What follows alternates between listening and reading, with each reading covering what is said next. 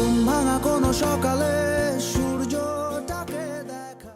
বিদায় মানেই শেষ নয়, বিদায় মানে নতুন পথ চলা শুরু। আজকের বিদায় আগামী দিনের নতুন স্বপ্নের দরজা খুলে দেয়। বিদায় মনে করিয়ে দেয় সোনালী অতীতের কথা, এক টুকরো সোনালী সময় যেখানে হাসি, দুষ্টামি, বন্ধুত্ব আর স্বপ্নগুলো একসাথে জড়িয়ে থাকে। সেই পুরনো দিনের কথাগুলো মনে পড়লে আজও মনটা জানি কেমন করে ওঠে, তাই না? মনে পড়ে যায় সেই পুরনো দিনের কথা, কলেজ ফাঁকি দিয়ে বন্ধুদের সাথে আড্ডা, ক্যান্টিনে সেই চায়ের কাপ, ক্লাস কক্ষ, খেলার মাঠ, কলেজের সেই পিচ ঢালার রাস্তার কথা, ক্যাম্পাসের মাঝ বরাবর দাঁড়িয়ে থাকা সেই বটগাছটা যেন ঠিক আগের মতোই ক্যাম্পাসের চাদর হিসেবে এখনো দাঁড়িয়ে আছে। সত্যি আজ অনেক মনে পড়ছে সেই দিনগুলোর কথা। কতই না সুন্দর ছিল সেই আগের দিনগুলো। ছোট ছোট ঝগড়া আর আবার মিলে যাওয়া, এসবই ছিল যেন সত্যিকারের সুখ। আর এখন সবাই যেন নিজ নিজ জীবন নিয়ে ব্যস্ত, কিন্তু স্মৃতিগুলো ঠিক আগের মতোই রয়ে গেছে। আসলেই কলেজের সেই দিনগুলো আর কখনোই ফিরে পাওয়া সম্ভব না, কিন্তু আজীবন মনের মধ্যে গেঁথে থাকবে সেই পুরনো দিনের স্মৃতিগুলো।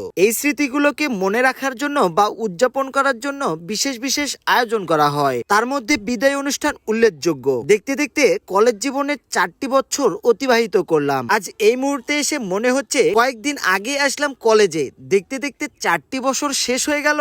আসলে আমাদের সাথে এরকমই হয়। আমাদের পছন্দের জিনিস যেমন আমাদের কাছে বেশি দিন টিকে না, তেমনি সুন্দর মুহূর্তগুলোও হুট করে শেষ হয়ে যায়। আজকের দিনটা আসলে আমাদের জন্য অনেক স্পেশাল, কেননা আজকের পর থেকে হয়তোবা আর এভাবে একসাথে আমাদের দেখা হবে না, আড্ডা হবে না, চায়ের বিল দেওয়া নিয়ে লড়াই করা হবে না। আজকের পর থেকে হয়তোবা যে যার মতো ব্যস্ত হয়ে পড়বে। তাই আজকের এই মুহূর্তটা আমাদের কাছে অনেক স্পেশাল। এই অনুষ্ঠানে উপস্থিত থাকতে পেরে আসলে নিজেকে অনেক ভালো লাগছে। এই অনুষ্ঠানে কি ছিল না বলেন? একসাথে আনন্দ করা, খাওয়া দাওয়া ও কলেজ থেকে সম্মাননা পাওয়া। আসলেই আজ আমরা অনেক আনন্দিত।